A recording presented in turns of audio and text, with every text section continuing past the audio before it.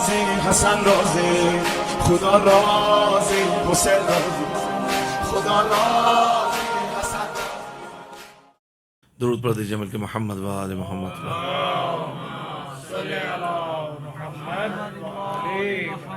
ظہور امام میں تعجیل کے لیے پھر ایک مرتبہ صلوات پڑھیں ملک محمد و آل محمد.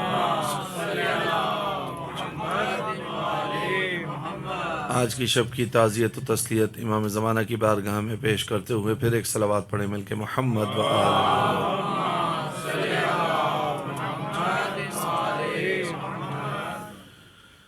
لا حول ولا قوة إلا بالله العلي العظيم. أعوذ بالله من الشيطان اللعين الرجيم. بسم الله الرحمن الرحيم. الحمد لله رب العالمين بارئ الخلائق اجمعین مالک یوم الدین.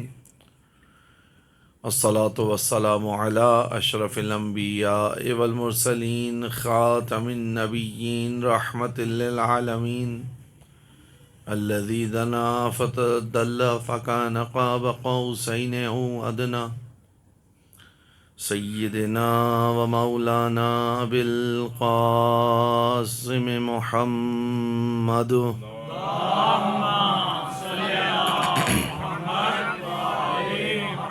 اہل بیتہ الطیبین الطاہرین المعصومین المظلومین الذین اذهب اللہ عنہم الرجس وطہرہم تطہیرا.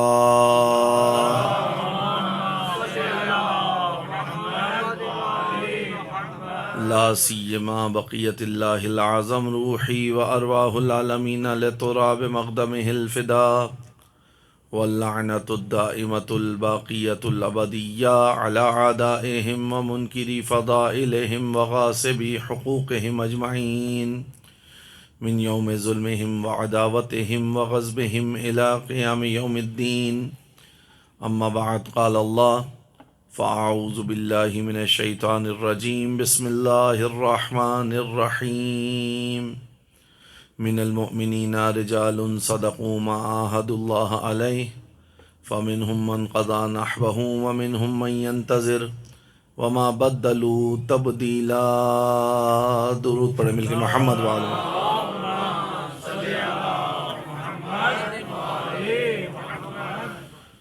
مومنین کرام و ارباب اعزاء، مقام معیت کے عنوان سے جس سلسلہ گفتگو کو شروع کیا تھا، آج ہم اپنے تیسرے مرحلے میں داخل ہو چکے ہیں. کل اس مقام کو بیان کرتے ہوئے آپ اہل ایمان کی خدمت میں گزارش کی کہ یا ان انوار قدسیہ کی معیت اختیار کی جائے تو انسان کامیاب و کامران ہوگا، اور جنہوں نے ان کی معیت کو اختیار کیا ان کے لیے قرآن اس انداز سے توصیف بیان کر رہا ہے. من المؤمنین رجال صدقوا ما عاهدوا اللہ علیہ. مومنین میں سے کچھ مرد کہ جنہوں نے اپنے وعدے کو جو اللہ سے کیا تھا وہ سچا کر دکھایا. فمنہم من قضى نحبہ. ان میں سے کچھ تو اپنے نظر کو، اپنے عہد کو، اپنے پیمان کو پورا کر چکے. وَمِنْهُمْ مَنْ يَنْتَظِرُ. کچھ حالت انتظار میں ہیں. وَمَا بَدَّلُوا تَبْدِيلًا. اور کوئی بھی شے ان کو تبدیل کرنے والی نہیں ہے. آپ اس لہن کو محسوس کر رہے ہیں؟ یہ جو مجھے اور آپ کو کہا گیا کہ جب بھی سید الشہداء علیہ السلام کے اصحاب و انصار کی یاد آئے اور تم چاہو کہ وہ ثواب حاصل کرو کہ جو ثواب امام حسین علیہ السلام کے اصحاب کو ملا، تو ان کی یاد کے ساتھ یہ کہو یا لیتنی کنت معہم فافوز فوزا عظیما. اے کاش کہ میں آپ کے ساتھ ہوتا تو اس اعلیٰ درجے پر کامیاب ہوتا. دیکھیں معاملہ حق اور حقیقت کا ہے. یہ جملہ کہلوایا کیوں جا رہا ہے؟ کیونکہ بار بار جب یہ جملہ کہا جائے گا تو اصحاب امام حسین علیہ السلام کی راہ پر چلا جائے گا. اب آپ نے اس آیت کے انداز کو، لہن کو محسوس کیا. فَمِنْهُمْ مَنْ قَضَى نَحْبَهُ، کچھ تو انہوں نے جام شہادت نوش کیا اور اپنے نظر کو، عہد کو، پیمان کو پورا کر لیا. وَمِنْهُمْ مَنْ يَنْتَظِرُ، کچھ حالت انتظار میں ہے. وَمَا بَدَّلُوا تَبْدِيلًا، لہن یہ بتا رہا ہے کہ یہ انتظار چاہے طولانی ہو جائے مگر ان کو تبدیل نہیں کرے گا. اس طرف توجہ رکھنے کی ضرورت ہے کہ یہ تبدیلی آئے گی کیوں؟ تبدیلی اس لیے آئے گی کہ اگر اس منبع نور سے انسان دور ہو جائے، لیکن اگر منبع نور سے متصل رہے، مخزن نور سے متصل رہے، نور کے اس عظیم دریا سے اپنے آپ کو سیراب کرتا رہے، تو پھر چاہے انتظار اور مزید لمبا ہو جائے مگر ایمان کے اندر کسی قسم کی کوئی لغزش نہیں آئے گی. مل کے صلوات پڑھ دیں محمد و آل محمد.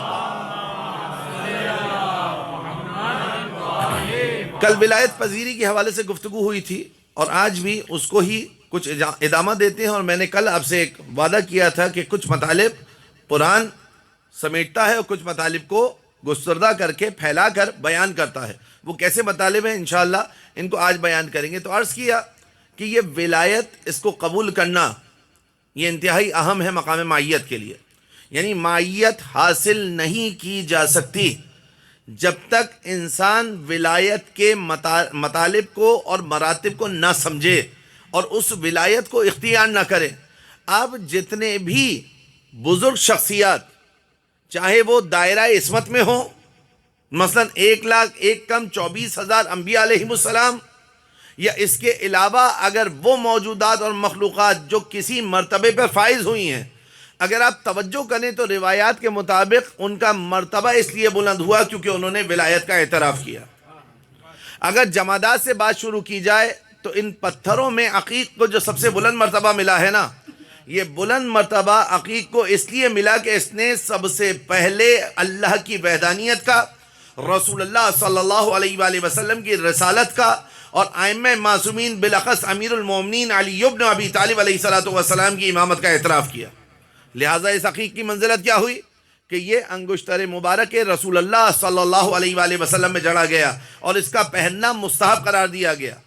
مگر یہ عقیق جو میں اور آپ اپنے ہاتھ میں سنت کے عنوان سے پہنتے ہیں، روز قیامت جب یہ پتھر اور وہ پتھر جو پیروں میں رل رہا ہے جب ایک جگہ جمع ہو کر خدا کی بارگاہ میں پہنچیں گے تو کیا سوال نہیں کیا جا سکتا کہ پروردگار تو نے مجھے وہ پتھر بنا دیا جو لوگوں کے پیروں تلے رل رہا تھا، اور عقیق کو اتنا عظیم قرار دیا کہ خاتم الانبیاء حضرت محمد مصطفیٰ صلی اللہ علیہ وآلہ وسلم کی آواز بہت نوکیلی ہو رہی ہے. ایک اور صلوات پڑھے محمد و آل محمد. نوکیلی ہو رہی ہے بہت آواز. ایک اور صلوات پڑھ دیجئے مل کے محمد و آل محمد. دیکھیں جو ہم اس دنیا میں بیٹھے ہوئے ہیں نا فرش ازا پر آ کر، اس کے پیچھے بھی کچھ نہ کچھ ہمارے عہد و پیمان تھے کہ جس کی وجہ سے یہاں تک آ سکے. جتنے بھی مراتب، جتنے بھی مطالب، علماء نے 6 اور 5، کچھ علماء نے 5 حصوں میں تقسیم کیا، کچھ علماء نے 6 حصوں میں تقسیم کیا. کہا کہ ابھی آپ تیسرے حصے میں زندگی گزار رہے ہیں. ایک آپ کی حیات یوم الست، عالم ارواح، ایک آپ کی حیات شکم مادر، ایک آپ کی حیات عالم دنیا، ایک آپ کی حیات عالم برزخ، ایک آپ کی حیات روز محشر. بعض نے 5 کیا ہے روز محشر اور جنت اور جہنم کو ایک ہی جگہ رکھا ہے. بعض نے 6 حصوں میں تقسیم کیا ہے کہ روز محشر ایک حیات ہے اور اس کے بعد جنت یا جہنم کی ایک اور حیات ہے. لہٰذا اس جانب توجہ رکھیے کہ آپ یوم الست سے لے کر اور یہاں تک جو فرش اعضا پر آئے ہیں نا، تو یہ فرش اعضا پر آنے کی توفیق آپ کو اسی ولایت کی وجہ سے ملی ہے. ایک صلوات پڑھے مل کے محمد و آل محمد پر. فرش اعضا پر آنے کی توفیق یہ ایسے ہی خداوند متعال مجھے اور آپ کو نعمت نہیں دے رہا. خدا عادل ہے. اگر ہم اس کے عدل کا عقیدہ رکھتے ہیں تو ان مطالب کے اوپر توجہ کرنی ہوگی. مثلا ایک ہندو جا کر سوال کرے کہ پروردگار تو نے تو مجھے سادات گھرانے میں، شیعہ گھرانے میں، فرش اعضا پر آنے والے گھرانے میں خلق نہیں کیا، میں کیسے فرش اعضا تک آتا؟ میرے ماں باپ نے تو میری تربیت ایسی کی ہے، اس کو کیوں تو نے فرش اعضا پر آنے کے قابل بنا دیا؟ یہ لطف خداوند متعال ہے کہ اس دنیا میں اس نے دروازہ کھولا ہوا ہے اور جو چاہے وہ اس ولایت کے دائرے میں آ جائے، جو چاہے وہ اس اسلام کے دائرے میں آ جائے، مگر میں اور آپ جو یہاں پر پہنچے ہیں نا، ایسے ہی نہیں پہنچ گئے۔ اگر جلدی اعتراف کرتے تو شاید اس وقت ہوتے کہ جس وقت کے لیے میں اور آپ تمنا کر رہے ہیں، یا لیتنی کنت معہم فافوز فوزا عظیما۔ یہ جو اصحاب امام حسین علیہ الصلوۃ والسلام امام حسین کے ساتھ ہے نا، یہ جو مولا علی علیہ الصلوۃ والسلام کے اصحاب مولا علی کے ساتھ ہیں، یہ جو رسول اللہ صلی اللہ علیہ وآلہ وسلم کے مخلص ساتھی رسول اللہ صلی اللہ علیہ وآلہ وسلم کے ساتھ ہیں، انہوں نے کچھ کیا تھا کہ ان کو یہ شرف ملا کہ رسول اللہ صلی اللہ علیہ وآلہ وسلم کے رخ انور کی زیارت کی، علی ابن ابی طالب علیہ الصلوۃ والسلام کے رخ انور کی زیارت کی، امام حسن کے رخ انور کی زیارت کی، اور امام حسین کے رخ انور کی زیارت کی، اس کے بعد والے ائمہ کی زیارت کی۔ لہٰذا اس جانب میں اور آپ توجہ رکھیں، اتفاق نہیں ہو رہا ہے، یہ کوئی اتفاق نہیں ہے کہ میں اور آپ فرش ازا پر آ گئے، ایک ذمہ داری ادا کرنے کے لیے یہاں ہیں۔ خداوند متعال نے مجھے اور آپ کو خلق کیا، فحسبتم انما خلقناکم عبثا، کیا تم یہ گمان کرتے ہو کہ ہم نے تم کو ایسے ہی خلق کر دیا کہ تم آؤ اور چند کلو گندم کھاؤ اور اس کے بعد چلے جاؤ؟ یا نہیں، تمہاری خلقت کا کوئی مقصد ہے۔ وما خلقت الجن والانس الا لیعبدون، تمہاری خلقت کا مقصد یہ ہے کہ اس کی عبادت کی جائے، اور عبادت ہوتی نہیں ہے جب تک معرفت نہ ہو، لہذا تمہاری خلقت معرفت کے لیے ہے، پس جتنی معرفت بڑھتی چلی جائے گی اتنی عبادت بڑھتی چلی جائے گی۔ مل کے صلوات پڑھے محمد و آل محمد۔ بہت ای لیعرفون، وما خلقت الجن والانس الا لیعبدون، ای لیعرفون، یعنی انسان کو معرفت کے لیے خلق کیا ہے۔ اور جانتے ہیں اس معرفت کا عالم کیا ہے کہ جب یہ معرفت اپنے کمال پر پہنچتی ہے نا، اپنے اوج پر پہنچتی ہے، اپنے عروج پر پہنچتی ہے، اور بندہ جب پروردگار عالم کی بارگاہ میں آ کر مصلی عبادت پر کھڑا ہوتا ہے تو پیر سے تیر نکال لیا جائے اس کو نہیں پتہ چلے۔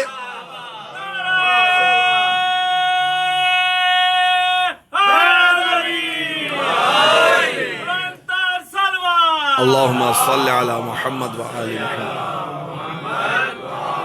پیر سے تیر نکال لیا جائے اس کو پتہ نہ چلے، اور کہیں اگر سائل آ کر سوال کرے اور اس کی صدا بارگاہ ملکوت میں پہنچے تو وہ اپنا ہاتھ بڑھا کر انگوٹھی دے دے۔ یہ امیر المومنین علیہ الصلوۃ والسلام کی خصائص ہے نا، اس کو یاد رکھیے گا۔ پہلی مجلس میں بھی آپ کے سامنے یہ جملہ بیان کیا تھا کہ شہید مطہری نے اس کا جواب دیا۔ لوگوں نے جب اعتراض کیا کہ شیعہ علماء اسی ممبر پر بیٹھ کر کہتے ہیں کہ علی کے پیر میں تیر گڑا، نماز میں نکال لیا گیا، پتہ نہیں چلا، اور اسی ممبر پر بعض دفعہ وہی خطیب بیٹھ کر یہ کہتا ہے کہ جب سائل نے آ کر سوال کیا تو علی ابن ابی طالب علیہ الصلوۃ والسلام نے انگوٹھی دے دی۔ اس کا شہید مطہری نے جواب دیا، میں اور آپ اس وقت جس عالم میں ہیں نا، اس کو عالم ناسوت کہتے ہیں۔ کیا کہتے ہیں اس کو؟ عالم ناسوت، اور وہ عالم ملکوت ہے۔ شہید مطہری نے جواب دیا کہ سائل نے سوال تو عالم ناسوت میں کیا تھا، مگر سائل کی صدا عالم ملکوت تک پہنچی۔ علی حالت نماز میں عالم ملکوت پر ناظر تھے، لہذا جس نے سنا اس نے ہاتھ آگے بڑھا دیا۔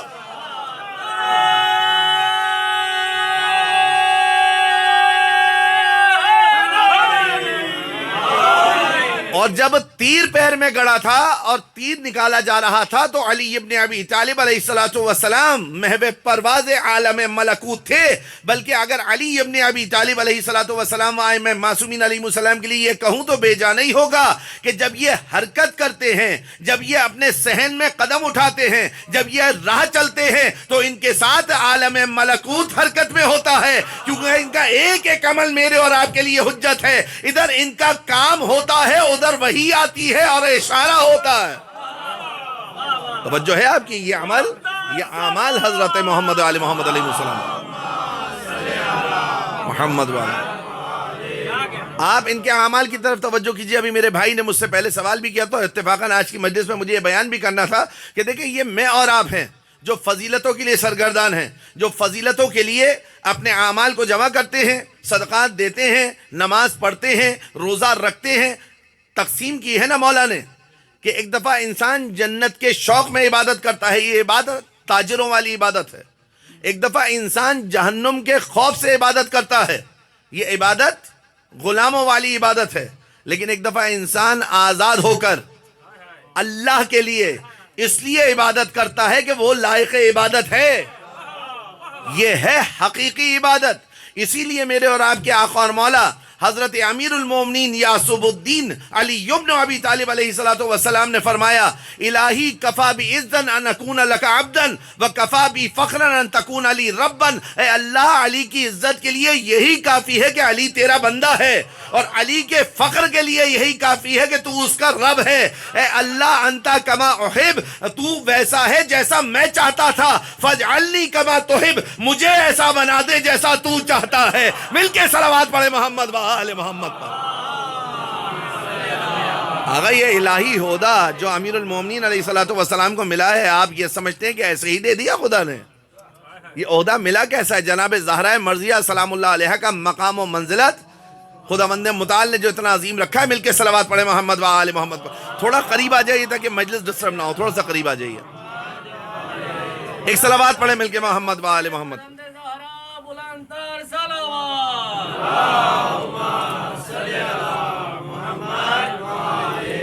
ایک بیدار صلوات پڑھے مل کے محمد و آل محمد پر۔ توجہ کیجئے، میں کہہ رہا تھا نا کہ عقیق عقیق کیوں بنا؟ آپ فرش اعضا پر آنے والے کیوں بنے؟ آپ کے دل میں محبت حسین کیسے آئی؟ آپ کے دل میں عشق علی کیسے اترا؟ یہ مراتب، یہ مرتبے، یہ مقامات کیسے ملے؟ ولایت پذیری کی وجہ سے مجھے اور آپ کو اللہ نے یہ مقام دیا کہ جب دنیا اپنے جھمیلوں میں ہو تو میں اور آپ آ کر فرش اعضا پر حسین کو یاد کر کے اپنے دل کو منور کریں۔ یہ ولایت کو قبول کرنے کی وجہ سے ہے نا۔ اب اس ولایت پذیری میں شدت و ضعف ہے۔ کسی کے پاس اتنی ولایت ہے کہ وہ عاشورہ کے دن آ کر ذکر کر لے، کسی کے پاس اتنی ولایت ہے کہ وہ عاشورہ کے بعد بھی کچھ دنوں میں ذکر کر لے، کسی کے پاس اتنی ولایت ہے کہ جو 2 مہینے 8 دن ذکر کر لے، کسی کے پاس ایسی ولایت ہے کہ اس کی سانس سانس علی کی محبت اور حسین کے غم سے سرشار ہو۔ توجہ ہے، یہ ولایت کا شدت و ضعف والا معاملہ ہے۔ ولایت کا نور کسی کے دل میں اتنا ہے کہ وہ آئے اور آ کر فرش اعضا پر بیٹھ جائے، اور کسی کے دل میں اتنا ہے کہ وہ فرش اعضا پر آ کر بیٹھے، مصمم ارادہ کرے کہ اے خدا تو نے مجھے یہ نعمت عطا کی ہے، آج کے بعد علی کی راہ سے نہیں ہٹوں گا۔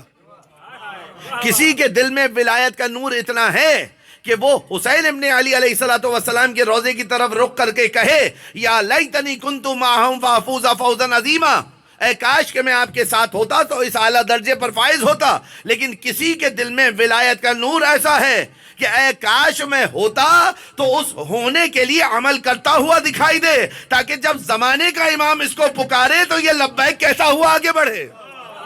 یہ ولایت کے شدت و ضعف والے مرحلے ہیں آگا۔ شہدائے کربلا میں سید الشہداء امام حسین علیہ الصلوۃ والسلام کے ساتھ جو اصحاب گئے نا، ان میں سے ایک نام ہے حضرت بریر کا۔ یہ واقعہ سنیے کہ میں کیا بتانا چاہ رہا ہوں، شدت و ضعف۔ بعض لوگ کوفہ میں منتظر تھے کہ حسین ابن علی علیہ الصلوۃ والسلام آئیں گے تو ہم امام حسین کا ساتھ دیں گے، تھے منتظر، کوئی شک نہیں ہے اس میں۔ لیکن ایک کوفہ میں رہنے والا شخص اور اس کے علاوہ دیگر اصحاب امام حسین علیہ السلام جو بنی ہاشم کے علاوہ ہیں، ان میں سے اکثریت کوفہ والوں کی ہے۔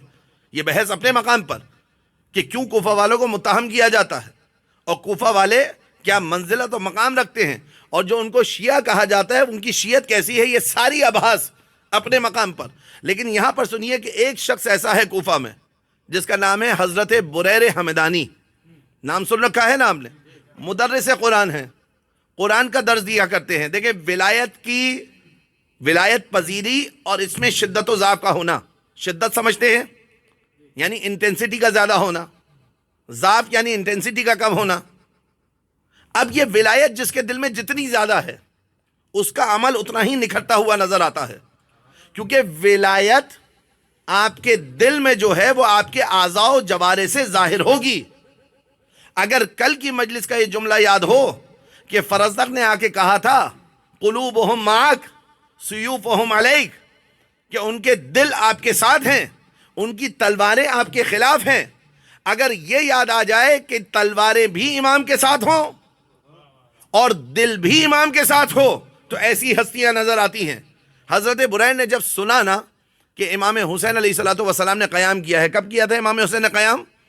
60 ہجری 28 رجب کی شب میں امام حسین علیہ الصلوۃ والسلام نے مدینہ چھوڑ دیا اور یزید کے خلاف قیام کیا۔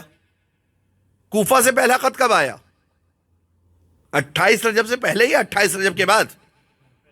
یہ جو ہمارے بعد آیا ہے، یہی کنفیوژن مجھے دور کرنی تھی۔ کوفہ والوں کے خط امام حسین کے قیام کے بعد آئے ہیں. یہ جو آپ کو بتایا جاتا ہے نا کہ حسین نے کوفہ والوں کے خط کی بنیاد پر قیام کیا ہے، یہ بالکل باطل قضیہ ہے. امام حسین علیہ الصلوۃ والسلام نے کوفہ والوں کی پشپناہی کی وجہ سے قیام نہیں کیا. کوفہ والے حسین جیسا پشپنا چاہتے تھے. پہلی رمضان کو 60 ہجری کو کوفہ سے پہلا خط آیا ہے. امام حسین اس سے پہلے قیام کر چکے ہیں. معلوم ہوا آپ کو کہ امام حسین کو کوفہ والوں کے خطوط سے سروکار نہیں تھا.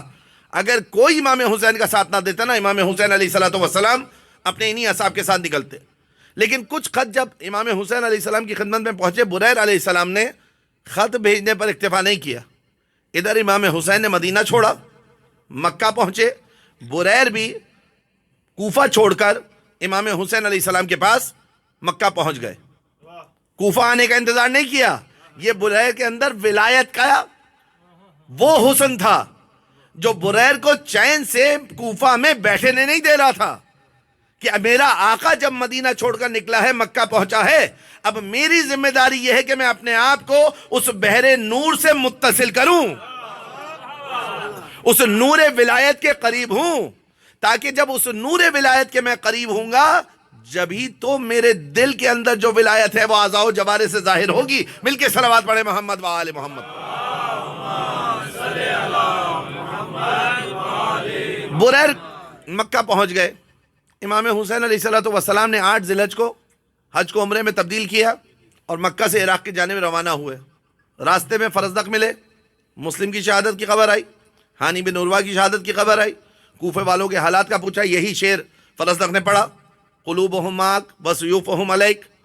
بریر سن رہے، مسلم کی شہادت کا سنا، ہانی کی شہادت کا سنا، قیس بن مسہر کی شہادت کا سنا. پھر اور آگے بڑھے، حر کا لشکر آیا، راستہ روکا، بریر دیکھ رہے ہیں. اور آگے بڑھے، زہیر ساتھ ہوئے، بریر کے مشاہدے میں قصر بنی مقاتل تک قافلہ پہنچا. امام حسین علیہ الصلوۃ والسلام نصیحتیں کرتے ہوئے جا رہے ہیں. جب مکے سے نکلے ہیں نا امام حسین، اسی وقت امام حسین علیہ الصلوۃ والسلام نے کہا تھا، من کان فینا باذلا مہجتہ موطنا علی لقاء اللہ نفسہ فلیرحل معنا. معیت سمجھیے، جو اپنا خون جگر دینے کے لیے آمادہ ہو، جو اپنی جان کو ہم پر قربان کرنے کے لیے آمادہ ہو، فلیرحل معنا، وہ ہماری معیت کی منزل پر آ جائے، وہ ہمارے ساتھ ہو جائے، وہ ہمارے ساتھ چلنے کے لیے آمادہ ہو. شرط کیا ہے؟ خون جگر دینا ہوگا، جان کو اس راہ میں قربان کرنا ہوگا. یہ جملہ بریر نے سنا تھا نا. بریر امام حسین علیہ الصلوۃ والسلام کے ساتھ ساتھ چلتے رہے، تمام منازل گزری، کربلا پہنچ گئے. 2 محرم کو جب کربلا پہنچے ہیں نا امام حسین، یہ جملات بار بار اتمام حجت کے لیے ارشاد فرما رہے تھے. فلیرحل معنا سے پہلے جو شرطیں ہیں نا 2، امام حسین علیہ الصلوۃ والسلام چھان چھان کر ایسے افراد کو کربلا لے کر پہنچے ہیں نا کہ تا صبح قیامت ان کی مثال بن جائے کہ کوئی ہے بریر جیسا جو اپنے زمانے کے امام کا ساتھ دے، کوئی ہے حبیب جیسا جو اپنے زمانے کے امام کا ساتھ دے. آقا یہ نمونہ عمل ہے ہمارے لیے، یہ مثالیں ہیں ہمارے لیے. بریر یہ سب سنتے ہوئے آ رہے تھے نا. امام حسین نے بار بار اصحاب سے کہا، تم میں سے جس کو جانا ہے چلا جائے، یہ شرائط ہے، اگر ساتھ رہنا چاہتے ہو ان شرائط کے ساتھ رہو. 2 محرم کو جب قافلہ کربلا پہنچا اور امام حسین علیہ الصلوۃ والسلام نے وہاں پر خیمے لگانے کا حکم دیا، جانتے ہیں بریر نے کیا کہا؟ امام حسین نے بریر کے چہرے کی طرف دیکھا، گویا نگاہوں میں کہا، بریر تم وہاں سے لے کے یہاں تک آئے ہو، اب تو معاملہ تمہیں سمجھ میں آ گیا نا کہ چند دنوں کے بعد یہاں ہمارے لاشیں پڑے ہوں گے، منزل مصائب پر نہیں ہوں. سمجھیے بریر کی قربانی کو، اس آگہی کو، اس معرفت کو جو بریر کے اندر تھی. کہا کہ تم جانا چاہتے ہو چلے جاؤ. بریر مدرس قرآن تھے، قرآن کا درس دیا کرتے تھے. ایک مرتبہ بریر نے مولا حسین علیہ السلام کے چہرے کی طرف دیکھا اور چہرے کی طرف دیکھتے ہوئے وہی لفظ کہ جو قرآن نے رسول کی بعثت کے حوالے سے استعمال کیا ہے، بریر نے امام کے چہرے کی طرف دیکھا اور دیکھ کر کہا، یا ابا عبداللہ، یبن رسول اللہ، اے ابا عبداللہ، اے رسول اللہ کے فرزند، لقد من اللہ بکا علینا ان نقتل بین یدیک. اے امام حسین، اللہ نے ہم پر اتنا بڑا احسان کیا ہے، اتنا بڑا احسان کیا ہے کہ ہمیں آپ کے محضر میں شہادت کی سعادت ملنے والی ہے. ہم آپ کو چھوڑ کر جائیں گے؟ آقا یہ ولایت ہے جو بریر کو اس مقتل سے جانے نہیں دے رہی. یہ ولایت ہے جو چراغ بجھانے کے بعد اس مائیت کی منزل سے خارج ہونے نہیں دے رہی حبیب کو. یہ ولایت ہے کہ جو حسین کے نور کی تجلی کے بعد 20 دن کے نوبیاتا دولہا کو حسین سے دور نہیں کرنے دے رہی. اب یہ ولایت اگر دل میں وہب کے ہو تو وہب حسین ابن علی علیہ السلام کی راہ میں اپنی قربانی پیش کریں. اگر زمانے کے امام کی ولایت کسی کے دل میں آ جائے تو پھر امام اس کی نظروں سے اوجھل نہیں رہتا، بلکہ امام اس کی نظروں کے سامنے رہتا ہے. چاہے ان مادی نگاہوں سے اپنے امام کو دیکھے نہ دیکھے، اپنے امام کے لیے آمادہ نظر آتا ہے. مل کے صلوات پڑھیں محمد و آل محمد پر. یہ مائیت آقا مجھے اور آپ کو چاہیے. یہ مقام مائیت ہے جو اہل بیت اطہار علیہ السلام نے مجھے اور آپ کو سمجھایا ہے، اور یہ اصحاب امام حسین علیہ السلام مجھے دکھا رہے ہیں کہ کس طریقے سے مائیت کی منزل سے مجھے اور آپ کو گزرنا ہے. بالآخر بریر شہید ہو گئے، دیگر اصحاب امام حسین علیہ السلام شہید ہو گئے، لیکن شہادت کے بعد آج بریر کا نام زندہ ہے یا نہیں ہے؟ اگر بریر صرف مدرس قرآن ہوتے اور صحابی حسین ابن علی علیہ السلام نہ ہوتے تو آج اس منبر سے اور اس جیسے دیگر منابر سے ان کا تذکرہ نہ ہوتا. بریر کا تذکرہ اس لیے ہے کہ اپنے آپ کو اس مرکز نور کی مائیت پر لے آئے. اب اس مائیت کی منزل پر جب آئے ہیں نا آقا، تو ان کا ہم و غم یہ ہے کہ جو کام بھی ہو وہ اللہ کے لیے ہو، جو کام بھی ہو وہ حجت خدا کی خوشنودی کے لیے ہو. پھر یہاں پر اب مجھے اور آپ کو دیکھنا ہوگا کہ میں اور آپ جب عبادت کریں، جب انفاق کریں، جب اچھے کام انجام دیں تو نیت کیا ہو. کیونکہ حضرات محمد و آل محمد علیہ السلام صرف اللہ کی خوشنودی کے لیے امور کو انجام دیا کرتے تھے. وَيُطْعِمُونَ الطَّعَامَ عَلَى حُبِّهِ مِسْكِينًا وَيَتِيمًا وَأَسِيرًا. اس کے لیے ان کو جزا اور شکرانہ نہیں چاہیے تھا، صرف اللہ کے لیے لوجہ اللہ کام انجام دیے جا رہے ہیں. میں اور آپ 2 رکعت نماز پڑھتے ہیں، اس کے بعد چاہتے ہیں کہ ہمیں جنت مل جائے، مگر وہاں کچھ ایسے لوگ ہیں، اے خدا نہ تیرے جہنم کا خوف ہے نہ تیرے جنت کا شوق ہے، بلکہ تو لائق عبادت ہے اس لیے عبادت کیا کرتا ہوں. میں اور آپ عبادت کو انجام دیتے ہیں نا، دینا بھی چاہیے، بہت اچھا کام ہے، لیکن وہاں پر کیا کام ہے؟ وہاں جو عمل انجام دیا جا رہا ہے اسی کو عبادت قرار دیا جا رہا ہے. منزلت سمجھ رہے ہیں آقا؟ آیات ان کی شان میں نازل ہو رہی. کل ایک کنایہ آپ کے سامنے بیان کیا تھا کہ علی نے اللہ کے لیے دی تھی، تم نے آیت کے لیے دی ہے. اب ذرا عمل دیکھیے حضرات محمد و آل محمد علیہ السلام کا، کہ یہ جو اعمال کو انجام دے رہے ہیں نا کتنے خالص اعمال ہیں. روٹیاں لے کر جانا روز کا معمول تھا. فقراء و مساکین کے سرانے روٹیاں روز لے کر جاتے تھے. امام جعفر صادق علیہ السلام کا واقعہ موجود ہے.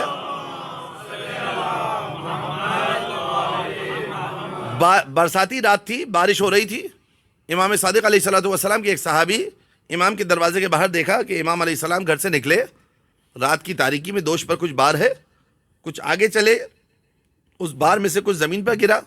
امام علیہ السلام زمین پر بیٹھے، ان چیزوں کو اٹھایا اور جھاڑ کر دوبارہ اس بورے کے اندر رکھ لیا. یہ ساتھ ساتھ امام کے ہو لیے. آگے بڑھے تھوڑے تو امام نے کہا کہ تم میرے ساتھ ساتھ کیوں آ رہے ہو؟ کہ ابن رسول اللہ رات کی اس تاریکی میں چاہتا تھا کہ آپ کو کوئی غضب نہ پہنچائے، کوئی نقصان نہ پہنچائے، لہذا آپ کے ساتھ ہو لیا. امام نے کہا آؤ. فقراء کے محلے میں گئے، روٹی کو نکالا، فقراء کے سرانے رکھ دیا. ان کو بھی نہیں پتہ چل رہا کون رکھ کے جا رہا ہے. جب روٹیاں رکھ دی نا امام نے، تو امام کے صحابی نے پوچھا مولا کیا یہ سب آپ کے شیعہ ہیں؟ کیا یہ سب آپ کے چاہنے والے ہیں؟ امام علیہ السلام نے جواب دیا کہ اگر ہمارے شیعہ ہوتے، ہماری ولایت کے معترف ہوتے تو ہم روٹی کے ساتھ نمک بھی رکھتے. یہ ہماری ولایت کے معترف نہیں ہیں، مگر ہم اللہ کی حجت ہیں. اب ہماری ذمہ داری ہے کہ اگر یہ بھوکے ہوں تو ہم ان کو کھانا پہنچائیں. توجہ ہے آپ کی؟ یہاں پر کوئی بھی تمنا نہیں ہے. چھپ کر رات کو نکل رہے ہیں، نہ آیت کی تمنا ہے، نہ کسی کی نظر میں آنے کی تمنا ہے، نہ دکھاوے کے لیے نعوذ باللہ جا رہے ہیں. رات کی تاریکی میں فقراء و مساکین کے سرانے، اور وہ فقراء و مساکین جو ان کی ولایت تک کو نہ مانے، ان کے سرانے روٹیاں رکھ کر جا رہے ہیں. لیکن ساتھ میں بتا دیا کہ اگر ولایت کو ماننے والے ہوتے نا تو ساتھ میں نمک بڑھا کر رکھتے. یعنی یہ تو طے ہے جو بھی عطائیں وہاں سے ہوتی ہیں نا اہل ولایت کے لیے بیشتر ہی ہوا کرتی ہیں. مل کے صلوات پڑھیں محمد و آل محمد. تو یہ تو ان کا دستور تھا، تمام معصومین علیہ السلام کا دستور تھا. امام حسین علیہ السلام کا جب جسد مطہر دفن کیا جا رہا تھا، بنی اسد والوں نے امام حسین علیہ السلام کے پشت پر سیاہ نشان دیکھے جو زخموں کے علاوہ تھے. امام سجاد سے پوچھا یہ نشان کیسے ہیں؟ کہا میرے بابا رات کی تاریکی میں فقراء و مساکین کو جا کر کھانا دیا کرتے تھے، اس وزن کے نشان ہیں. تمام معصومین علیہ السلام کے لیے آپ کو یہ بات ملے گی. آقا لیکن جب حل عطا نازل ہونی تھی تو آج کیا روٹیاں لے کر جا رہے تھے یا ملک دروازے پر آ رہے تھے؟ آپ بتائیے مجھے. آج تو ملک دروازے پر آئے ہیں نا، روٹیاں لے کر نہیں گئے، جبکہ روز کا معمول ہے روٹیاں لے جانے کا. آج روٹیاں لے کر کیوں نہیں گئے؟ تاکہ کل کو کوئی مفسر یہ نہ لکھ دے کہ آیت کی تمنا تھی اس لیے روٹیاں لے کر گئے. آج ان کا نہ لے جانا بتا رہا ہے کہ یہ حل عطا کے منتظر نہیں ہیں، حل عطا انتظار میں ہے. ملائک کو بھیجا جا رہا ہے، وہ روٹیاں لے کے جا رہے ہیں تو آیت نازل ہو رہی ہے. یہ انداز ہے اہل بیت اطہار علیہ السلام.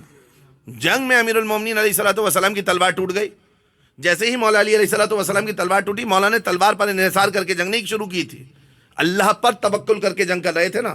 جب تلوار ٹوٹی مولا کی تو مولا علی علیہ السلام نے ٹہنی کو توڑا قریبی شجر سے اور جہاد کرنا شروع کر دیا. یہ ادا خداوند متعال کو بہت پسند آئی. خدا نے تلوار بھی بھیجی، ملک بھی بھیجا.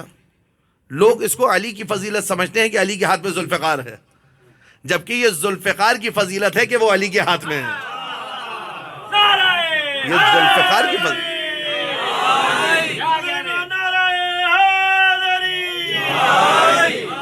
آپ توجہ کیجئے نا، لوگ ذوالفقار کو علی ابن ابی طالب علیہ السلام کی فضیلت سمجھتے ہیں، جبکہ یہ ذوالفقار کی فضیلت ہے.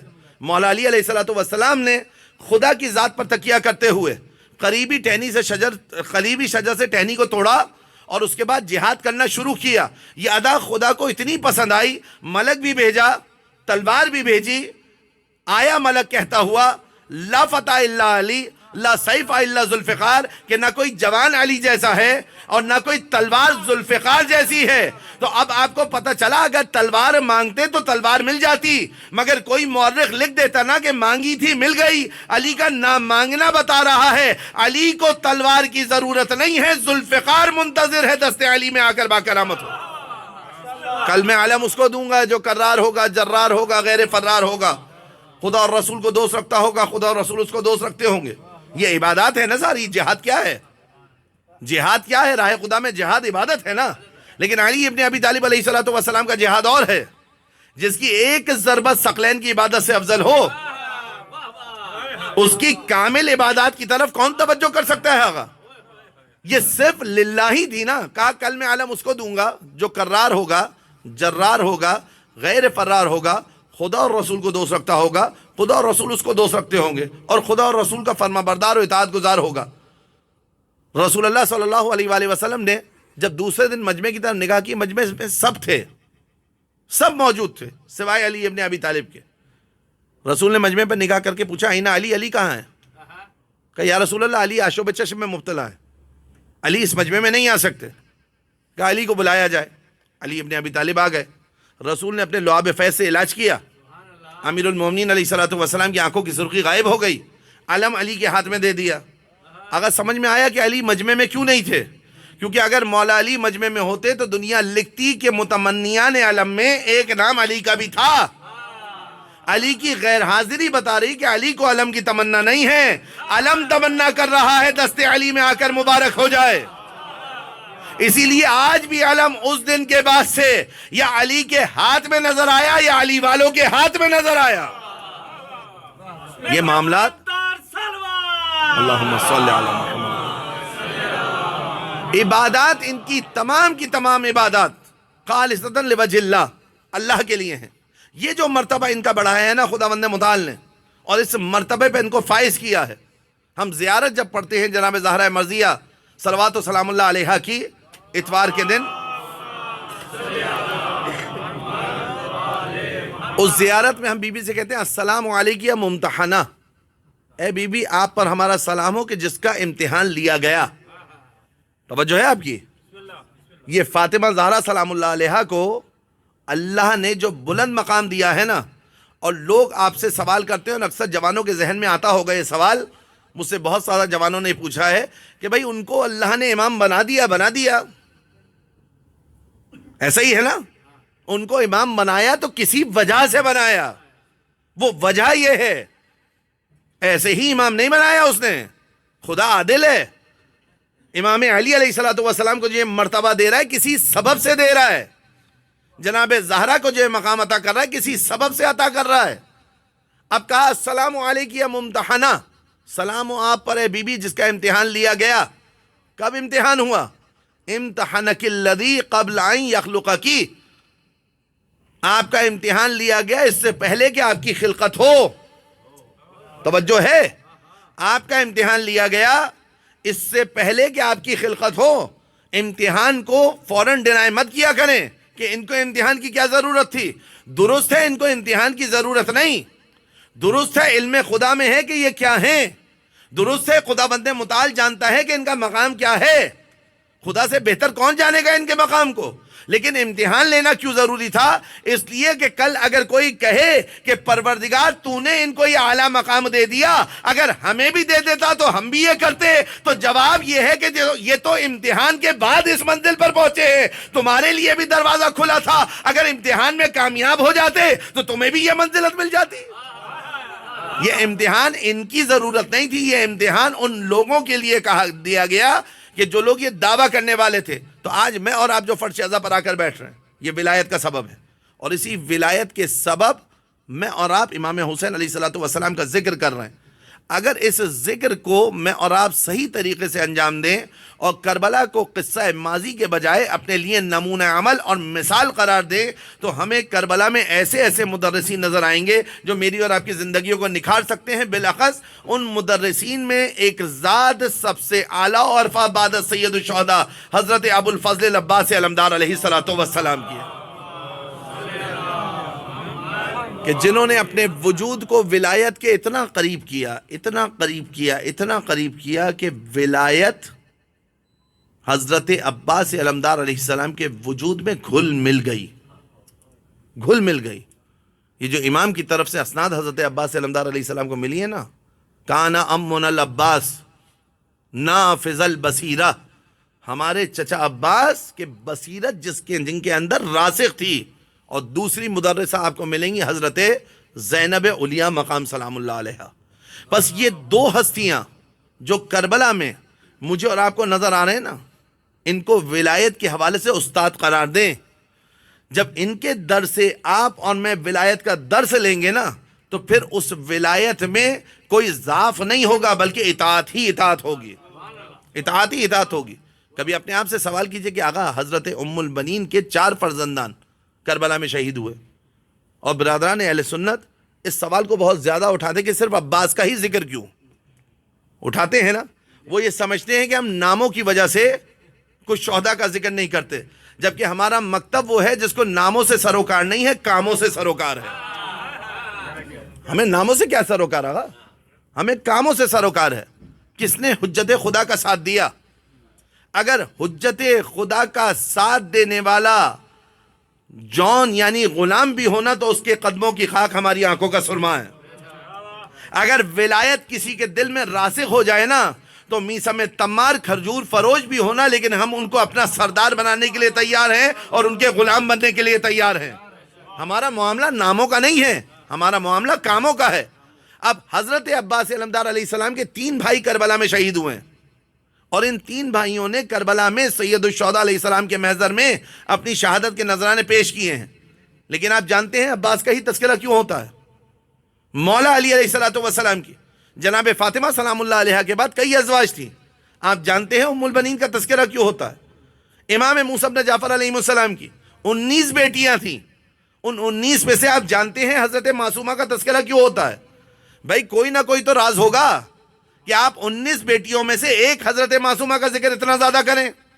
باقی سب بھی محترم ہیں، ان کے احترام میں کمی نہیں ہے، لیکن جو مقام معصومہ کا ہے کہ جن کو امام معصوم یہ کہ انتی معصومہ، آپ معصومہ ہیں، جن کے لیے امام معصوم یہ کہ یا فاطمہ تشفعی لی فی الجنہ، باقی بھی تمام بیٹیاں محترم ہیں، لیکن جو مقام معصومہ کا ہے وہ کسی اور کا نہیں ہے۔ اسی طریقے سے مولا علی علیہ السلام کی ازواج بعد از جناب زہرا، آپ کے ذہن میں سب سے مقدس بی بی کون سی آ رہی ہیں مولا علی کی ازواج میں سے؟ حضرت ام البنین فاطمہ کلابیہ۔ کیوں صرف ام البنین؟ جناب محمد حنفیہ کی والدہ کا نام ذہن میں کیوں نہیں آ رہا؟ دیگر ازواج عمر اطرف کی والدہ کا نام آپ کے ذہن میں کیوں نہیں آ رہا؟ اس لیے نہیں آ رہا نا کیونکہ حضرت ام البنین سلام اللہ علیہا کا ایک مقام ہے، جب سورج کے سامنے چراغ آتا ہے تو روشنی سورج کی ہی رہتی ہے۔ حضرت عباس علمدار علیہ السلام کا نام کیوں آ رہا ہے؟ کیونکہ عباس ہیں قمر بنی ہاشم، عباس ہیں آفتاب امامت سے ملحق ہو جانے والی وہ ہستی کہ جنہوں نے اپنی ذات کو حسین ابن علی علیہ السلام پر فنا کر دیا، اور ایسا فنا کیا کہ امام حسین علیہ السلام کہتے ہوئے نظر آئے بے نفسی انت یا اخی، آپ پر میری جان قربان ہو، آ گیا میں اپنی منزل پر، اور اسی منزل پر لانا تھا فنا کی، اور اسی منزل پر لانا تھا مائیت کی، کہ جس میں سمجھ میں آ جائے کہ عباس علمدار نے کیسی ولایت پذیری کو اپنے اندر جگہ دی ہے، کیسی ولایت کو اپنے اندر جگہ دی ہے۔ مولا علی کا معجزہ میں نے بھی آپ کو سنایا تھا، مولا علی کا واقعہ سنایا تھا کہ پیر سے تیر نکال لیا گیا، سائل آیا اس کو انگوٹھی دے دی۔ اسی واقعے کو حضرت عباس علمدار علیہ السلام کی ذات پر منطبق کیجئے، جواب آپ کے سامنے آ جائے گا۔ مولا کے پیر سے تیر نکالا، مولا کو پتہ ہی نہیں چلا، سائل نے آ کر سوال کیا، مولا نے انگوٹھی دے دی۔ کیوں؟ کیونکہ عالم ملکوت میں تھے۔ شب عاشور ہمارے پاس ایک واقعہ ہے جس کو میں نے پہلی مجلس میں آپ کے سامنے بیان کیا تھا کہ شمر نے آ کر حضرت عباس کو اور ان کے بھائیوں کو امان نامہ دینا چاہا۔ جب وہ آیا نا، اس نے آ کر کہا یا بنی اختنا، یاد آ رہا ہے آپ کو؟ میں نے نسبت بھی بتائی تھی کیوں اس نے کہا ہماری بہن کے بیٹوں، کہا یا بنی اختنا۔ حضرت عباس اور ان کے بھائیوں نے توجہ ہی نہیں کی، توجہ نہیں کی۔ اگر کوئی پیچھے سے آئے اور آپ کا نام پکارے، پیچھے پلٹ کر دیکھیں گے نا، ابھی تھوڑی دیر پہلے بچہ آیا تھا، میں یہاں لاؤڈ سپیکر پر بول رہا تھا، مگر آپ کی توجہات اس بچے کی طرف تھی نا۔ پیچھے کوئی آواز ہو آپ اس طرف متوجہ ہوں گے، ایسا ہی ہے نا۔ حضرت عباس علمدار علیہ السلام کے پاس شمر عالم ناسوت میں امان نامہ لے کر آیا۔ اگر توجہ کریں کیا واقعہ تھا، تکرار کروں دوبارہ اگر نہیں سمجھ میں آیا تھا تو۔ مولا علی علیہ السلام کے پیر میں تیر گڑا تھا، نکال لیا گیا، نہیں پتہ چلا۔ سائل نے سوال کیا، علی ابن ابی طالب عالم ملکوت میں تھے، ملکوت تک اس کی آواز پہنچی، علی نے ہاتھ کو آگے بڑھا دیا، وہ انگوٹھی لے کر چلا گیا۔ آیت نازل ہوئی انما ولیکم اللہ ورسولہ والذین آمنوا الذین یقیمون الصلاۃ ویؤتون الزکاۃ وہم راکعون۔ آ گیا واقعہ ذہن میں؟ کیونکہ علی عالم ملکوت میں تھے، اس کی صدا عالم ملکوت تک پہنچی، مولا نے ہاتھ کو آگے بڑھا دیا، لے گیا۔ اب اسی واقعے کو یہاں لے کر آئیے تھوڑا برعکس کر کے، سمجھیے کہ عباس علمدار کیوں نہیں دیکھ رہے، جناب عباس کے بھائی کیوں نہیں دیکھ رہے شمر کے امان نامے کی طرف۔ وہ تو آ کر پکار رہا ہے، کہہ رہا ہے یا بنی اختنا، اے ہماری بہن کے بیٹوں۔ نہ بھائیوں کی توجہ اس طرف ہے، نہ عباس کی توجہ اس طرف ہے، کیونکہ عباس اور ان کے بھائی اس وقت عالم ملکوت میں تھے، امام حسین علیہ السلام کے چہرے کی زیارت کر رہے تھے۔ حسین کے چہرے کی زیبائی ایسی تھی کہ عباس کا کہیں اور دھیان ہی نہیں تھا۔ رخ انور حضرت عباس اس وقت متوجہ تھا رخ انور حسین ابن علی کی طرف، گویا عباس عالم ناسوت میں نہ تھے، عالم ملکوت میں تھے۔ اسی لیے امام حسین نے جب کہا نا عاجب ہوں ان کان فاسقا، تو اس طرف متوجہ ہوئے، کیونکہ حسین نے عالم ملکوت میں عباس کو متوجہ کیا۔ اے عباس جواب تو دو، چاہے وہ فاسق ہے، وہ ملکوتی معاملہ تھا۔ جناب عباس علمدار علیہ السلام عالم ملکوت میں امام حسین علیہ السلام کے رخ زیبا کو دیکھ رہے تھے۔ اتنا فنا کر دیا تھا امام حسین علیہ السلام پر اپنے آپ کو، اتنی ولایت کو اپنے اندر جگہ دے دی تھی حضرت عباس علمدار علیہ السلام نے، اتنی مائیت کی منزل پر آ گئے تھے امام حسین علیہ السلام کے، کہ امام حسین جیسی ہستی یہ کہے کہ حسین آپ پر قربان اے عباس۔ حسین آپ پر قربان مانا سمجھ رہے ہیں آقا؟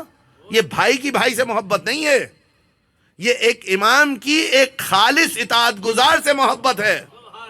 اور یہی جملہ بعین ہی امام موسیٰ بن جعفر کا حضرت فاطمہ معصومہ سلام اللہ علیہا کے لیے ہے۔ فرمایا فداہا ابوہا، آپ کا بابا یعنی امام وقت موسیٰ بن جعفر آپ پر قربان ہوئے معصومہ۔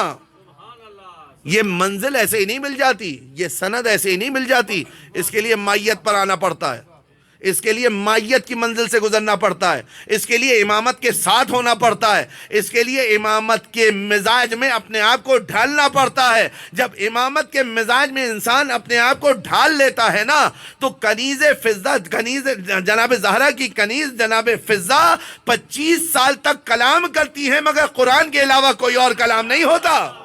تو جس گھر کی کنیزوں کا یہ عالم ہو مائیت پہ آنے کے بعد، اس گھر کے آقا حضرت عباس اگر امامت کی مائیت کی منزل پر آئیں تو ان کی منزلت، ان کی رفت اور ان کی شاہمت کیا ہوگی؟ سمجھ رہے ہیں آپ؟ یہ جو اللہ نے 2 پر حضرت عباس کو عطا کیے، جنت میں حضرت عباس محو پرواز ہیں، کیا مراد ہے ان پروں سے آقا؟ یعنی 2 مادی پر کیا جعفر طیار کی طرح 2 پر عطا کیے۔ حضرت جعفر طیار کے پوتے جناب زینب سلام اللہ علیہ کے فرزندان، ان کی زری کی ابھی تعمیر ہوئی ہے، اس پر سمبولک علامتی طور پر 2 پر لگائے گئے ہیں۔ اچھا یہ پر کیوں لگائے ہیں؟ کیونکہ حضرت جعفر طیار کے لیے بھی روایت ہے کہ اللہ نے جنت میں ان کو 2 پر دیے ہیں، اور یہی روایت حضرت عباس علمدار علیہ السلام کے لیے بھی ہے کہ جناب عباس کو اللہ نے جنت میں 2 پر دیے ہیں۔ تو اگر یہ 2 پر سے مراد کیا ہے؟ ایسے ہی مادی پر جن سے پرندے پرواز کرتے ہیں؟ تو پھر جنت کا فلسفہ کیا ہے؟ جنت میں پر دیے ہیں یعنی کیا؟ علماء نے اس کی تفسیر کی ہے عباس علمدار علیہ السلام کو دیکھیں، معرفت، مقام معیت، اس کو ذہن میں رکھیں۔ یہ جو عباس علمدار علیہ السلام کے لیے کہا گیا نا جنت میں 2 پر عطا کیے ہیں، یعنی عباس علمدار علیہ السلام ان پروں کے ذریعے استعارہ ہے کہ شفاعت کا حق جنت میں رکھتے ہیں۔ فرق سمجھیے آقا، جنت میں جانے کے لیے ایک شفاعت ہے، یہ اس شفاعت کی بات نہیں ہو رہی۔ جنت میں جانے کے لیے جو شفاعت ہے نا، ممکن ہے ایک نماز شب پڑھنے والا بھی شفاعت کر دے تو جنت کا کوئی مرتبہ مل جائے۔ ایک زائر امام حسین، ایک عزادار حسین کی شفاعت سے کتنے لوگ جنت میں جائیں گے؟ جنت کے درجات ہیں نا۔ عباس علمدار علیہ السلام کے پاس جو شفاعت کا حق ہے نا، جانتے ہیں وہ کیا ہے؟ اگر آپ اپنے کسی بھی عمل کی وجہ سے جنت تک پہنچ گئے اور وہ جنت میں وہ درجہ ہو کہ جس میں سب ہو لیکن حسین نہ ہو، جس میں سب ہو لیکن نور علی مرتضیٰ نہ ہو، جس میں سب ہو مگر رخ انور محمد مصطفیٰ صلی اللہ علیہ وآلہ وسلم کا دیدار نہ ہو، تو عباس کو اللہ نے یہ شان عطا کی ہے کہ عباس کے ایک اشارے پر آپ کو جنت کے نچلے درجے سے اس اعلیٰ درجے میں پہنچایا جا سکتا ہے۔ یہ مقام معیت کی وجہ سے حضرت عباس علمدار علیہ السلام کا مقام۔ حضرت عباس علمدار علیہ السلام بلندتر صلوات اللہم صلی علی محمد۔ اور ایسا ہی مقام زیارت میں امام رضا علیہ السلام نے حضرت معصومہ کا بیان کیا۔ یہ جو زیارت نامہ میں اور آپ جناب معصومہ کے لیے پڑھتے ہیں نا قم میں جا کر، اس کے کچھ خاص آداب ہیں، مثلا پہلے تسبیح پڑھی جائے، پھر اس کے بعد قبلہ رخ کھڑے ہوا جائے، اور پھر اس کے بعد یہ زیارت نامہ ہو۔ اور زیارت نامے میں ایک جملہ آتا ہے یا فاطمہ شفعی لی فی الجنہ، مائیت کی منزل پر تھی امام رضا علیہ السلام کی، امام معصوم کی مائیت پر کی منزل پر آنے کے بعد آپ دیکھ رہے ہیں معصومہ سلام اللہ علیہ کی شہامت کیسی ہے، مقام کیسا ہے کہ علماء، بڑے بڑے علماء کو، فقہا کو میں نے دیکھا ہے اپنے عمامے کو کھول کر معصومہ سلام اللہ علیہ کی چوکھٹ کو صاف کرتے ہوئے دکھائی دیتے ہیں۔ یہ تو وہ ہے نا جو مجھے نظر آ رہے ہیں، نہ جانے کتنے ملائک اپنے عمامے کے تحت الحنک کو معصومہ کی چوکھٹ سے مس کر کے جاتے ہوں گے۔ شک نہیں ہے، اس میں شک نہیں ہے۔ زیارت کا جملہ ہے، ختم کروں اسی پہ آرائز۔ یا فاطمہ، زیارت کون تعلیم کر رہا ہے آقا؟ امام رضا علیہ السلام۔ جب تک انبیاء علیہ السلام کا السلام علی آدم صفوت اللہ، سلام ہو آدم پر، سلام ہو نوح پر، سلام و ابراہیم پر، جیسے ہی رسول اللہ صلی اللہ علیہ وآلہ وسلم کا نام آیا نا، یہ نہیں کہ سلام ہو آدم پر، غائب کا ہے نا، جیسے ہی رسول کا نام ہے السلام علیک یا رسول اللہ، معصومہ کا حرم ہے، حرم معصومہ کا ہے، لیکن رسول کے لیے خطاب کی ضمیر آ رہی ہے سلام و آپ پر اے رسول اللہ۔ حرم معصومہ کا ہے، سلام ہو آپ پر اے علی مرتضی۔ حرم معصومہ کا ہے، سلام ہو آپ پر اے فاطمہ زہرا۔ اسی زیارت کے اندر امام رضا علیہ السلام فرما رہے ہیں یا فاطمہ اشفعی لی فی الجنہ، اے فاطمہ جنت میں شفاعت کیجئے۔ مقام معصومہ سمجھ رہے ہیں آقا؟ یہ مائیت کے بغیر ممکن ہی نہیں ہے، یہ مائیت کے بغیر ممکن ہی نہیں ہے۔ یہ مائیت ہے معصومہ سلام اللہ علیہ کی کہ امام معصوم کھڑے ہو کر کہہ رہا ہے، اور میں آپ کے سامنے واضح ترجمہ کروں اس کا، اشفعی لی فی الجنہ، یا فاطمہ اشفعی لی فی الجنہ۔ امام رضا علیہ السلام، امام معصوم، حجت خدا، ولی خدا، حضرت معصومہ کے لیے کہہ رہے ہیں جنت میں میری شفاعت کروائیے۔ وہ جو جنت کے مالک ہیں نا، وہ بتا رہے ہیں کہ اگر مائیت کی منزل پر کوئی ذات آ جائے تو ہم اس کو غیر نہیں سمجھتے۔ جس طرح حق شفاعت ہمارے پاس ہے نا، ہم معصومہ کو سونپ رہے ہیں، اور دیکھو ایسا سونپا ہے کہ اس کی بارگاہ میں آ کر خود پڑھتے ہوئے دکھائی دے رہے ہیں۔ مل کے صلوات پڑھیں محمد و آل محمد۔ اس مائیت کی منزل کو کیا آج میں اور آپ کسی حد تک درک نہیں کر سکتے؟ بالکل کر سکتے ہیں آقا، ان کا فیض تھوڑی ختم ہوا ہے، ان کا فیض جاری ہے، ان کا فیض جاری ہے۔ حضرت امام حسین علیہ السلام کے شہداء کے غلاموں کی قدموں کے خاک کے برابر بھی میں اور آپ نہیں ہیں، لیکن اگر ان شہداء کے غلاموں کی سواری کی قدموں کی خاک بھی مجھے اور آپ کو میسر آ جائے نا آقا، تو پھر دنیا والآخرہ میری اور آپ کی کامیابی ہے۔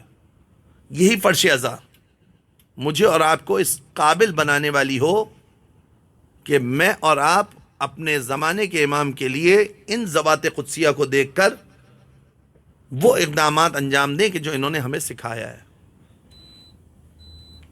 جو انہوں نے ہمیں سکھایا ہے۔ کیا کیا بریر نے؟ چین سے کوفہ میں نہیں بیٹھے۔ بریر فارغ و بال آدمی نہیں تھے، یعنی ایسی شخصیت نہیں تھی کہ بریر کا گویا کوئی کام ہی نہ ہو۔ مصروف آدمی تھے، مدرس تھے۔ ایک بریر کی طرف کتاب منسوب ہے القضایا والاحکام، جو بریر نے لکھی تھی۔ کتاب کا نسخہ موجود نہیں ہے، لیکن تاریخ میں کہ بریر نے کتاب بھی لکھی تھی۔ امام حسین علیہ السلام کے ساتھ جو اصحاب تھے نا، وہ مائیت کی منزل پر پہنچے، اور جانتے ہیں وہاں سے فیض کیسا ہے، وہاں سے عطا کیسی ہے، کہ یہاں ارادہ کیا انہوں نے، اور حسین ابن علی علیہ السلام کے عطا خانے میں پہنچے۔ ادھر حسین ابن علی علیہ السلام نے رومال سیدہ سے حر کا مرتبہ بڑھا دیا۔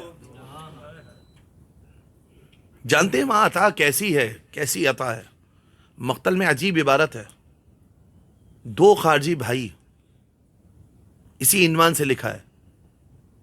یہ امام حسین علیہ السلام کے پاس آخر وقت میں جب سب شہید ہو گئے آئے، آنے کے بعد اپنی تلوار کو امام کے قدموں پر رکھا، اور امام سے کہنے لگے ابن رسول اللہ، ہم سمجھ گئے کہ حق کس طرف ہے۔ امام نے سینے سے لگایا، ایک جملہ نہیں ملتا آقا حر کے لیے، آپ کو نظر آ رہا ہے؟ حر جب آئے تھے، اب ذرا تصور کریں اگر مجھ جیسا شخص وہاں پر ہوتا تو حر سے شکوہ کرتا یا نہیں کرتا؟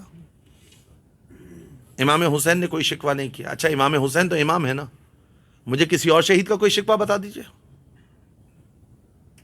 بڑا میں نے مقتل میں کھگالا اس محرم سے پہلے خصوصاً کہ کسی ایک شہید کا کوئی سٹیٹمنٹ مل جائے کہ کسی نے حر کو کنایتاً کہا حر تم ہی تو ہو یہاں پر حسین کو لانے والے۔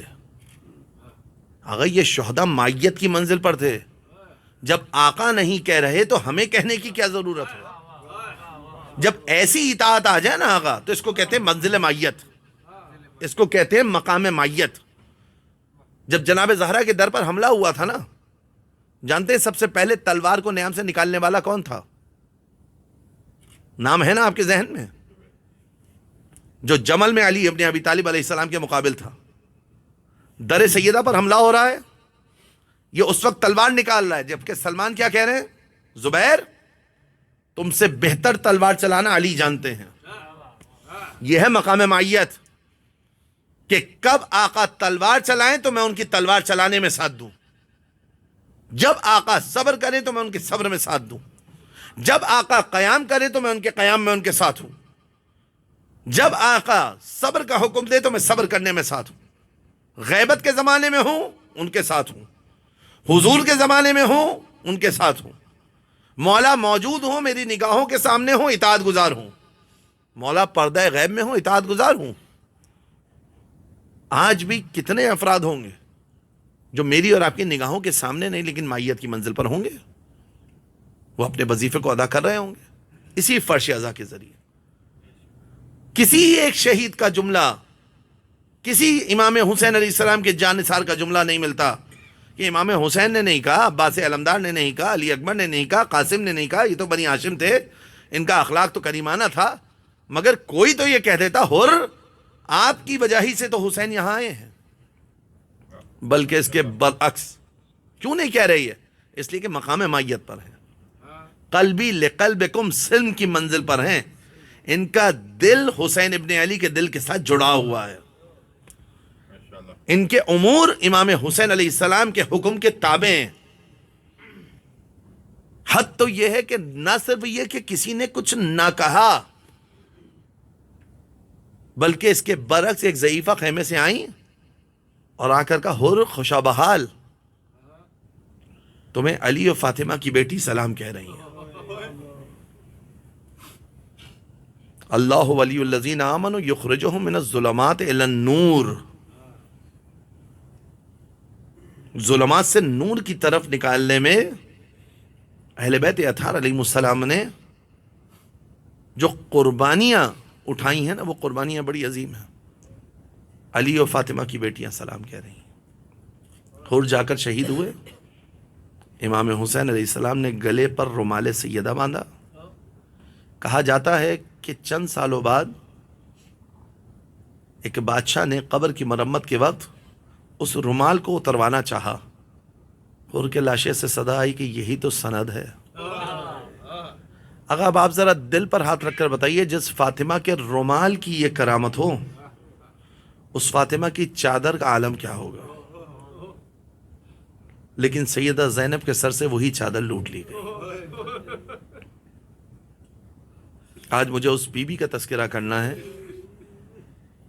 کہ ماہ سفر گویا مکمل نہیں ہوتا جب تک اس بی بی کا ذکر نہ ہو جائے۔ شب چہلم بھی ہے نا آقا، اس بچی کی مصیبت آپ کے سامنے بیان کروں کہ یہ اپنے باپ کے چہلم سے پہلے باپ سے ملحق ہو گئی۔ بڑی محبت تھی بی بی کو اپنے بابا سے۔ جب امام حسین علیہ السلام آخری رخصت کے لیے خیمے میں آئے، امام حسین علیہ السلام نے بیویوں کو سلام کیا۔ امام حسین کی دختر جناب سکینہ بلند آواز سے رونے لگی۔ مولا حسین نے بچی کو سینے سے لگایا، دلاسا دیا، کہنے لگے اے میری بیٹی، میرے سامنے گریا نہ کرو، تمہارے رونے سے بابا کا کلیجہ پھٹا جاتا ہے، ابھی تمہیں بہت گریا کرنا ہے، ابھی تمہیں بہت رونا ہے۔ جانتے ہیں عزیزوں، امام حسین علیہ السلام کی شہادت کے بعد اس بچی کے ساتھ کیا ہوا؟ مسائب مفصل پڑھوں گا، لیکن صرف اس گریز کو، اس کنائے کو سمجھتے چلیے۔ آل محمد سے تعلق رکھتے ہیں نا، رسول اللہ کی امت اس اکرام سے واقف ہے کہ یتیموں کے ساتھ کس طرح کا سلوک ہونا چاہیے، لیکن آل محمد جس طرح سے یتیموں پر شفیق تھے نا، ویسا شفیق دنیا کو کوئی نظر نہیں آیا۔ مولا علی کی ظاہری خلافت تھی، چند بچے یتیم مولا علی علیہ الصلوۃ والسلام کے سامنے لائے گئے یا مولا ان کے گھر میں گئے، ان کے چہرے پر مسکراہٹ نہیں تھی۔ مولا علی نے مسکرا کر دیکھا، ان کے چہرے پر مسکراہٹ نہیں آئی، غمزدہ تھے، افلاس کی وجہ سے، بھوک و پیاس کی وجہ سے بچے حیران و پریشان تھے۔ مولا علی ہنسانا چاہ رہے ہیں، دلجوئی کرنا چاہ رہے ہیں، مگر بچوں کے چہرے پر مسکراہٹ نہیں آ رہی۔ امیر المومنین نے کچھ تدبیریں کی مگر بچے نہیں ہنسے۔ جانتے ہیں امیر المومنین نے کیا کیا؟ اپنی مسند سے اترے، اپنے دونوں ہاتھ زمین پر رکھے اور بچوں کو بہلانے کے لیے مولا علی علیہ الصلوۃ والسلام نے بکری کی آواز نکالی۔ عجیب واقعہ ہے، عجیب، بیان کرنے میں اتنا سخت لگتا ہے۔ مولا علی علیہ الصلوۃ والسلام نے اس کام کو کیسے انجام دیا تھا؟ مولا علی کی شان، ان کی منزلت، ان کا مقام۔ ابن عباس سامنے تھے، کہتے ہیں یا امیر المومنین، یا علی، آپ خلافت کے منصب پر ہیں، ان بچوں کے لیے آپ یہ کام انجام دیں، آپ کی شجاعت مشہور ہے۔ مولا علی علیہ السلام کو غضب آیا، جلال آیا، کہا ابن عباس، ان بچوں کے چہرے پہ جو مسکراہٹ ہے نا، وہ علی ابن ابی طالب کے لیے دنیا اور ما فیہا سے بہتر ہے۔ یہ انداز تھا تکریمی یتیم کا آل محمد میں۔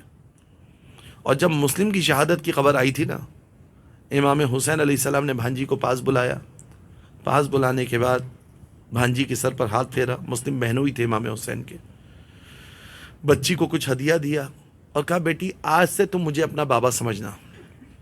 بچی سمجھ گئی، کہنے لگی مامو جان کیا میں یتیم ہو گئی؟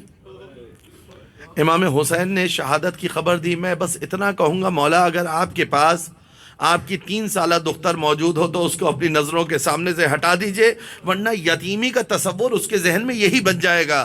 لیکن جب یہ بچی یتیم ہوئی نا تو خیمے میں اشقیاء آ گئے، کسی نے تماچا لگایا، کسی نے کانوں سے گوشوارے چھینے، کسی نے چادر چھینی۔ اب یہ بچی میدان کربلا میں التش التش کہتی ہوئی جا رہی ہے، ایک لاش بے سر سے صدا آئی الہیہ الہیہ یا بنیہ، اسی لاشے کے پاس بیٹھ گئی اور نہ جانے بچی کس وقت سو گئی۔ جناب زینب و ام کلثوم اس کو لے کر آئیں، جب لے کر آئی ہیں نا بیویاں اس کو، تو یہ بچی بیدار ہوئی، اس سے سوال کیا میری بیٹی تجھ نے بابا کے لاشے کو کیسے پہچانا؟ کہا پھوپھی اماں میں لاشوں سے ٹکراتی ہوئی گزر رہی تھی، مقتل میں ہر طرف ہتھیار پڑے ہوئے تھے، میرے پیر زخمی ہو گئے، میرے بابا کے لاشے سے صدا آئی ہے میری بیٹی ادھر آ جا۔ میں سمجھ گئی کہ یہ بابا کا لاشا ہے۔ بیویوں نے پوچھا بی بی کچھ اور کہا؟ کہا ہاں ایک پیغام دیا ہے۔ کہا کیا پیغام ہے؟ کہا اپنے شیعوں کو پیغام دے کر کہا شیعتی ما ان شربتم معاذ بن فذکرونی او سمعتم بغریب او شہید فندبونی لیتکم فی یوم عاشورا جمیعا تنظرونی کیف استسقی طفلی فابوا یرحمونی۔ ہے میرے شیعوں جب کبھی ٹھنڈا پانی پینا میری پیاس کو یاد کرنا، اور جب کسی شہید کی شہادت کی خبر سننا، جب کسی غریب الوطن کی شہادت کی خبر سننا تو میری شہادت پر آنسو بہانا۔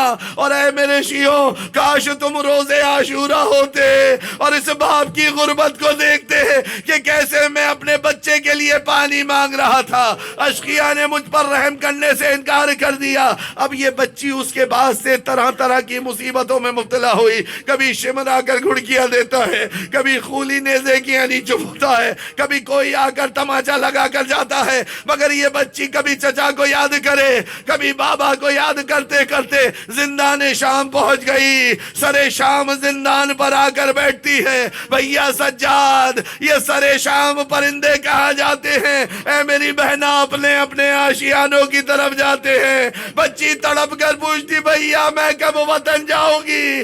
جواب نہیں آتا۔ امام سجاد خاموش ہو جاتے، جانتے ہیں نا علم امامت کے ذریعے سب وطن جائیں گے، تیری خبر یہی بنے گی۔ اس بچی نے ایک شب خواب میں دیکھا حسین آئے ہیں۔ اب جب امام حسین کو خواب میں دیکھا نا، فرط مسرت سے بچی کی آنکھیں کھل گئیں۔ ایک مرتبہ بچی فریاد کرنے لگی این ابی میرا بابا کہاں ہے؟ میرا بابا کہاں ہے؟ بیویوں نے خواب کا پوچھا، جب خواب کے بارے میں بچی نے بتایا میرا بابا کہہ رہا تھا کہ ہم تمہیں لینے آئے ہیں، سب بیویاں سمجھ گئیں بچی کا وقت آخر آ گیا، حلقہ ڈال کر رونے لگی۔ کبھی ماں بڑھ کر آگے بوسہ لیتی ہے، کبھی پھوپھیاں بڑھ کر بوسہ لیتی ہے، کبھی بہنیں بڑھ کر گلے سے لگاتی ہیں۔ بچی گریا کر رہی ہے۔ ایک مرتبہ یزید کے کانوں میں آواز پہنچی سر حسین زندان میں آیا۔ اب جب سر حسین زندان میں آیا نا، بچی نے گلے سے لگایا، فریاد کرنے لگی، فریاد کر کے کہنے لگی بابا آپ کی رگوں کو کس نے کاٹا؟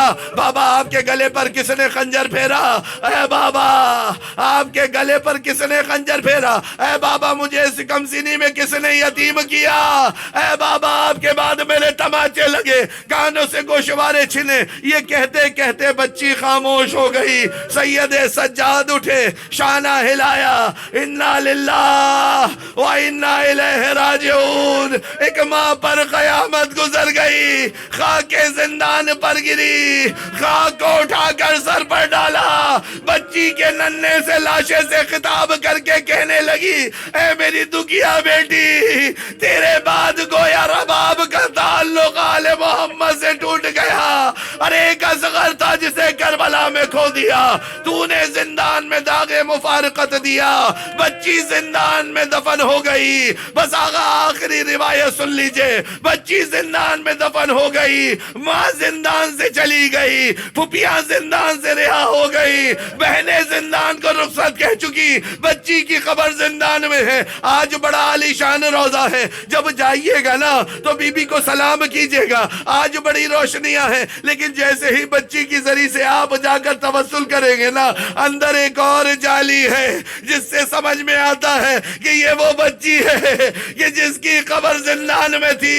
اور پھر اہل شام مزائرین جو اس بچی کے لیے ہدیہ لاتے ہیں، وہ پانی کا ہدیہ ہوتا ہے۔ بس عزیزان محترم، بچی زندان میں دفن ہو گئی، سب چلے گئے، اب یہ بچی زندان میں دفن ہے۔ صدیوں بعد سید ابراہیم دمشقی، جو دمشق کے ایک مشہور عالم دین تھے، بڑے پاک باز تھے، سید زادے تھے، خدا نے ان کو 3 بیٹیوں سے نوازا تھا۔ ان کی ایک بیٹی خواب میں دیکھتی ہے، بی بی آ کر فرما رہی ہے، اپنے بابا سے کہو والی سے بات کرے، میری قبر میں پانی آ رہا ہے۔ دوسرے دن دوسری بیٹی خواب دیکھتی ہے، تیسرے دن تیسری بیٹی خواب دیکھتی ہے، چوتھے دن خود سید ابراہیم دمشقی کو خواب آتا ہے، ارے قبر کی تعمیر کیوں نہیں کرواتے؟ علماء کے پاس مسئلہ پہنچایا گیا، قبر کی تعمیر کے اسباب فراہم کیے گئے، بالآخر قبر کھولی گئی۔ ایک روایت کے بنا پر ان کی بیٹیوں نے یہ کام انجام دیا کہ وہ ننھا سا لاشا لے کر بیٹھ گئی، قبر کی مرمت ہو گئی۔ جب مرمت ہو گئی نا، اب بچی کو دفن کر دیا گیا۔ اب جب سید ابراہیم دمشقی کی بیٹیاں گھر میں آئیں، نہ دن کو قرار ہے، نہ رات کو سکون ہے، ہر وقت گریا کرتی ہیں، نہ کچھ کھاتی ہیں، نہ کچھ پیتی ہے۔ باپ بیٹیوں کے پاس آیا، آ کر کہنے لگا، ارے تم نے آل محمد کی خدمت کی ہے، تم نے آل محمد کی خدمت کی ہے، تمہیں بہترین جزا ملے گی، تم اتنا کیوں گریا کر رہی ہو؟ ذرا اپنے آپ کو واپس اس ماحول میں لے کر آؤ۔ ایک بیٹی کہنے لگی، بابا دل دنیا سے اٹھ گیا، بچی کے رخساروں پر آج بھی تماچوں کے نشان، کانوں سے بہتا لہو، پشت پر تازیانوں کے نشان ہمیں سونے نہیں دیتے۔ اب سمجھ میں آیا رباب دن کی دھوپ میں کیوں بیٹھتی تھی۔ ارے جب بی بی کے سامنے بچی کے رخساروں پہ تماچے لگے، جب بی بی کے سامنے بچی کے کان زخمی ہو، جب بی بی کے سامنے بچی کو گھڑکیاں دی جاتی ہو، وہ ماں کیسے صبر کرے؟ سَيَعْلَمُ الَّذِينَ ظَلَمُوا أَيَّ مُنْقَلَبٍ يَنْقَلِبُونَ إِنَّا لِلَّهِ وَإِنَّا إِلَيْهِ راجعون۔ ماتم حسین۔ خدا راضی حسن راضی، خدا راضی حسین راضی، خدا راضی